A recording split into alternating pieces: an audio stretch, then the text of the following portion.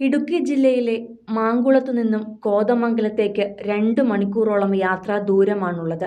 ദിവസവും ഇത്രയും ദൂരം മകൾ യാത്ര ചെയ്യണ്ടല്ലോ എന്നു കരുതിയാണ് 18-കാരി നന്ദനയെ അച്ഛൻ ഹരി കോളേജിലെ ഹോസ്റ്റലിലാക്കിയത്.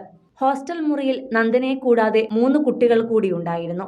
കൂട്ടുകാർക്കൊപ്പവും കോളേജിലും സോഷ്യൽ മീഡിയയിലുമെല്ലാം സജീവമായിരുന്ന നന്ദനയെക്കുറിച്ച് ആർക്കും ഒരു മോശവും പറയാനുമില്ല. എല്ലാ ദിവസവും വീട്ടിൽ വിളിച്ച് വിശേഷങ്ങൾ പങ്കുവച്ചിരുന്ന നന്ദന ശനിയാഴ്ച രാത്രിയാണ് അവസാനമായി വീട്ടിലേക്ക് വിളിച്ചത്. അച്ഛനോടും അമ്മയോടും സംസാരിക്കുകയും ചെയ്തിരുന്നു. തുടർന്ന് ഫീസ് അടയ്ക്കാൻ കാശ് വേണമെന്ന് അച്ഛനോട് പറഞ്ഞപ്പോൾ അച്ഛൻ 30,000 രൂപയോളം നന്ദനയുടെ അക്കൗണ്ടിലേക്ക് അയച്ചു കൊടുക്കുകയും ചെയ്തിരുന്നു.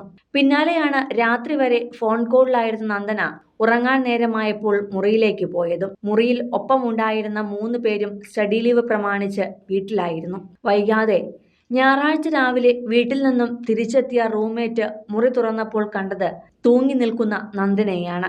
കോതമംഗലം ഇന്ദിരാഗാന്ധി കോളേജിലെ 1-ാം വർഷ BBA വിദ്യാർത്ഥിനിയായിരുന്നു മാങ്കുളം സ്വദേശിനിയായ നന്ദന. ഞായറാഴ്ച രാവിലെ 8:30 Nellikuzhi Indira Gandhi arts and science കോളേജിന്റെ ഹോസ്റ്റൽ മുറിയിൽ നന്ദന എന്ന പെൺകുട്ടിയെ തൂങ്ങി മരിച്ച നിലയിൽ കണ്ടെത്തിയത്. സോഷ്യൽ മീഡിയ ഇൻഫ്ലുവൻസർ കൂടിയായിരുന്ന നന്ദന മരണത്തിനു മുമ്പ് സോഷ്യൽ മീഡിയയിലിട്ടിരുന്ന സകല വീഡിയോകളും പോസ്റ്റുകളുമെല്ലാം ഡിലീറ്റ് ചെയ്ത് കളഞ്ഞിരുന്നു.